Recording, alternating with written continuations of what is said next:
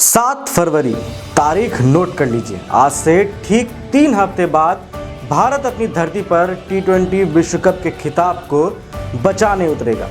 लेकिन उससे ठीक पहले जो हुआ है उसने हर भारतीय क्रिकेट फैंस के दिल में एक डर बैठा दिया है।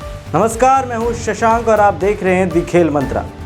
वनडे सीरीज में 2-1 से मिली हार, इंदौर में 41 रनों से शिकस्त और अपने ही घर में न्यूजीलैंड के हाथों पहली बार वनडे सीरीज गंवाना, इसे आप क्या कहेंगे?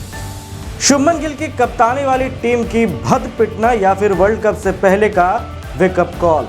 टीम इंडिया के कोच गौतम गंभीर सवालों के घेरे में हैं। श्रीलंका में हार, ऑस्ट्रेलिया में हार, घर में टेस्ट में व्हाइट वॉश और अब न्यूजीलैंड के हाथों ओडीआई सीरीज भी पहली बार गंवानी पड़ी है। लेकिन दोस्तों, अब वक्त मातम मनाने का नहीं, गियर बदलने का है, क्योंकि ब्लू जर्सी अब सफेद गेंद के अपने सबसे छोटे फॉर्मेट में लौट रही है और जो कह सकते हैं अभी इस वक्त टीम इंडिया का सबसे पसंदीदा फॉर्मेट है। नागपुर में बुधवार से शुरू हो रही न्यूजीलैंड के खिलाफ 5 मैचों की T20I सीरीज सिर्फ एक सीरीज नहीं है, यह वर्ल्ड कप से पहले टीम इंडिया का लिटमस टेस्ट है।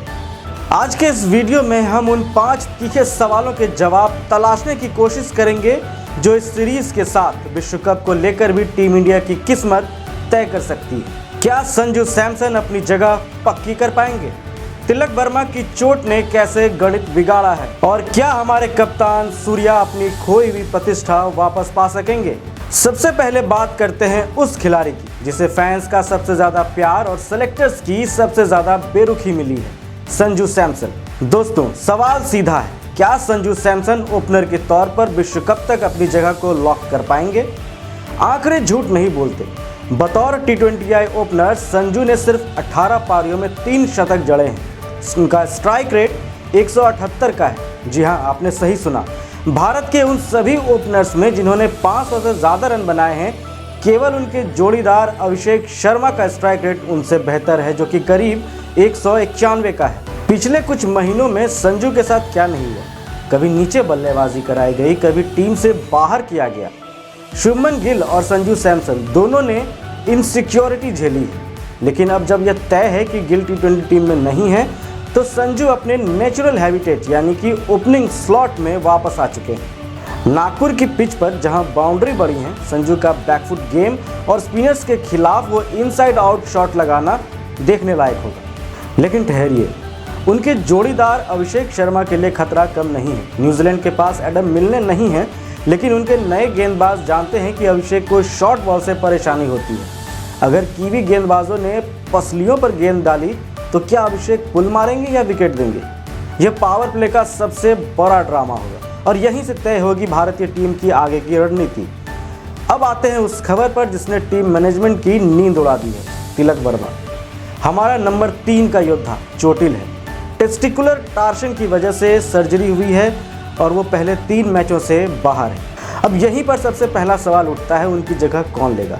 एक तरफ है श्रेयस अय्यर जो इंजरी रिप्लेसमेंट के बाद टीम में जुड़े हैं, तो दूसरी तरफ है ईशान किशन जो पहले से स्क्वाड में थे। श्रेयस अय्यर को लेकर लोग कहते थे वो T20 के लिए नहीं बने, लेकिन IPL 2024 में उन्होंने 175 की स्ट्राइक रेट से 600 से ज़्यादा रन बनाकर आलोचकों का मुंह बंद कर दिया और जो भी सवाल उठा रहे थे उनका जवाब दे दिया।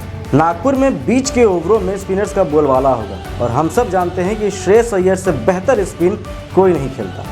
सेंटनर हो या ईश जोड़ी, अय्यर के पास वो तकनीक है जो उन्हें स्टैंड्स में पहुंचा सकती है। लेकिन यहाँ एक पेंच है। पेंच ये है कि भारतीय टॉप ऑर्डर में सब राइट हैंडर्स हो जाएंगे। संजू सैमसन, कप्तान सूर्या, निचले क्रम में हार्दिक पांड्या और अगर अय्यर को भी उस जगह पे जोड़ लें तो। जबकि विरोधी टीम की बात करें तो उनके पास बाएं हाथ के सेंटनर और लेग स्पिनर सोढ़ी हैं, जिनके लिए बाएं हाथ का बल्लेबाज चाहिए। ऐसे में क्या ईशान किशन को खिलाना सही विकल्प नहीं होगा, ताकि एक लेफ्टी का विकल्प बना रहे? वैसे हमने पिछले कुछ मुकाबलों में अक्षर पटेल की बैटिंग पोजीशन को म्यूजिकल चेयर बनते देखा है। कभी वो नंबर 3 पर आते हैं, कभी 4, कभी 5, तो कभी 6 और कभी 7।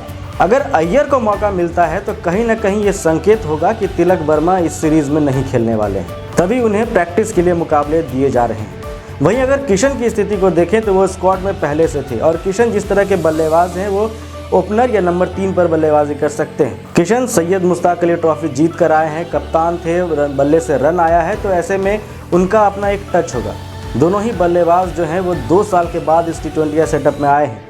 किशन को अगर विश्व कप टीम में जगह मिली है तो उनको भी मैच प्रैक्टिस तो मिलना ही चाहिए और वो नंबर 3 पर बेहतर खेल भी सकते हैं। IPL में हमने उन्हें देखा है खेलते हुए। मेरा मानना है कि अगर मैनेजमेंट को इस बात की खबर है कि तिलक वर्मा विश्व कप से भी बाहर हो सकते हैं तो अय्यर को जितने हो सके मैच दिए जाएंगे, फिर वो सभी 5 मैच खेलेंगे और वर्ल्ड कप की टीम में भी पहुँच जाएंगे। अगर तिलक वर्मा आखिरी 2 मैच में वापसी कर रहे हैं तो किशन को पहले 3 मुकाबले मिलने चाहिए ताकि वो अपनी टच को हासिल कर सके। अगर मैनेजमेंट और कप्तान सूर्या खुद को नंबर 3 का विकल्प मानते हैं तो फिर अय्यर चौथे नंबर पर आएंगे, क्योंकि किशन को इससे पहले नीचे बल्लेबाजी करते हुए किसी ने नहीं देखा है। आप बताइए कि अय्यर और किशन में किसे टीम में होना चाहिए और क्यों? कमेंट बॉक्स में अपनी राय जरूर दीजिएगा। कप्तान का धर्म संकट, सूर्या का खराब फॉर्म, अब बात करनी होगी लेकिन जरूरी है। हमारे कप्तान, हमारे मिस्टर 360 डिग्री सूर्य कुमार यादव एक बुरे दौर से गुजर रहे हैं। आंकड़े डराने वाले हैं। साल 2025 में T20I में उनका औसत गिरकर 13 का रह गया है। पिछली 22 पारियों में वो एक भी अर्धशतक नहीं लगा पाए हैं। वो खिलाड़ी जो मैदान के किसी भी कोने में छक्का मार सकता था, अब पेस और फुल लेंथ गेंदों पर संघर्ष कर रहा है। ऐसा लग रहा है कि कप्तानी का ताज उनके सिर पर भारी पड़ रहा है। एक तरफ प्रेस कॉन्फ्रेंस में वो कहते हैं कि मैं आउट ऑफ फॉर्म नहीं हूँ, आउट ऑफ रन्स हूँ, लेकिन वर्ल्ड कप से 20 दिन पहले टीम को सिर्फ कॉन्फिडेंस नहीं चाहिए, अब रन भी चाहिए। नागपुर और आगे के मैचों में सूर्या को यह साबित करना होगा कि वो सिर्फ कप्तान नहीं बल्कि दुनिया के नंबर 1 T20 बल्लेबाज भी हैं। क्या उन्हें नंबर 3 पर खुद को प्रमोट करना चाहिए? क्या उन्हें खुलकर खेलना चाहिए? ये सीरीज उनके करियर की सबसे अहम सीरीज हो सकती है। फिनिशर और वो नया नंबर 8। अब बात करते हैं उस पोजीशन की जहां मैच बनते और बिगड़ते हैं, यानी कि फिनिशर की भूमिका। रिंकू सिंह नाम ही काफ़ी, डेथ ओवर्स में 200 से ज़्यादा की स्ट्राइक रेट, लेकिन पिछले कुछ समय से उन्हें प्लेइंग 11 से अंदर बाहर किया गया, टीम से भी ड्रॉप किया गया। क्यों? क्योंकि टीम को एक ऐसे बल्लेबाज की तलाश थी जो गेंदबाजी भी कर सके, इसलिए शिवम दुबे को मौके मिले। लेकिन दोस्तों, इंदौर वनडे में हमने एक नया हीरो देखा है, हर्षित राणा। इंदौर में जब सबने हथियार डाल दिए थे तब हर्षित राणा ने 8वें नंबर पर आकर 4 चौके और 4 छक्के लगाए थे अपने अर्धशतक के पारी में। वो सिर्फ एक तेज गेंदबाज नहीं है, वो एक प्रॉपर ऑलराउंडर बनकर उभर रहे हैं। अगर हर्षित राणा नंबर 8 पर खेलते हैं और बुमराह अर्शदीप के साथ मिलकर गेंदबाजी करते हैं तो भारत के पास तेज गेंदबाजी के 4 विकल्प हो जाएंगे हार्दिक पांड्या को मिलाकर। ऐसे में शिवम दुबे की गेंदबाजी की ज़रूरत कम हो जाती है। इसका सीधा मतलब है रिंकू सिंह की वापसी। हर्षित के आने से टीम का बैलेंस वैसा ही हो गया है जैसा हम सालों से ढूंढ रहे थे। नागपुर में मुझे हर्षित राणा प्लेइंग 11 में पक्के दिखाई दे रहे हैं। अब बात करते हैं नागपुर का मैदान और मेरी प्लेइंग 11 की। तो नागपुर में क्या होने वाला है? VCA स्टेडियम की बाउंड्री भरी तकरीबन 80-85 मीटर की। यहाँ छक्के मारने के लिए ताकत चाहिए। पिच पर स्पिन और पेस दोनों के लिए मदद है। देखें तो 32 और 31 विकेट मिले हैं दोनों ही गेंदबाजों को। मेरी अगर प्लेइंग 11 की बात करें तो मैं यहाँ पर जाऊँगा ओपनर संजू सैमसन और अभिषेक शर्मा के साथ। नंबर 3 की जो कहानी है उसमें मैं ईशान किशन के साथ जाना चाहूँगा ताकि उन्हें मैच प्रैक्टिस मिल सके वर्ल्ड कप से पहले। चौथे नंबर पर आएंगे कप्तान सूर्य कुमार यादव, या हो सकता है कभी सूर्य कुमार यादव नंबर 3 पर भी आपको खेलते दिख जाए। इसके बाद हार्दिक पांड्या आएंगे, फिर रिंकू सिंह और फिर अक्षर पटेल। अक्षर पटेल की पोजीशन हमेशा चेंज होती रही है तो हो सकता है रिंकू सिंह बाद में आए। इसके बाद आएंगे हर्षित राणा जो कि एक ऑलराउंडर हैं और नंबर 8 को बखूबी संभाल सकते हैं। कुलदीप यादव के साथ मैं जाना चाहूँगा ताकि उन्हें मैच प्रैक्टिस मिल सके वर्ल्ड कप से पहले। जसप्रीत बुमराह गेंदबाजी की बागडोर संभालेंगे और उनका साथ देंगे डेथ ओवर में अर्शदीप सिंह। तो ये है मेरी प्लेइंग 11। आपकी प्लेइंग 11 कैसी होगी ज़रूर बताइएगा। अगर बात कर लें न्यूजीलैंड की तो न्यूजीलैंड को हल्के में मत समझिएगा। ब्रेसवेल और मिल ने भले ही चोटिल हैं, लेकिन क्रिस्टियन क्लार्क जैसे नए खिलाड़ी और फिलिप्स मिचेल की जोड़ी खतरनाक साबित हो सकती है, हमने पहले भी देखा है। तो दोस्तों, ये है लेखा जोखा। भद पिटने के बाद अब पलटवार का समय है।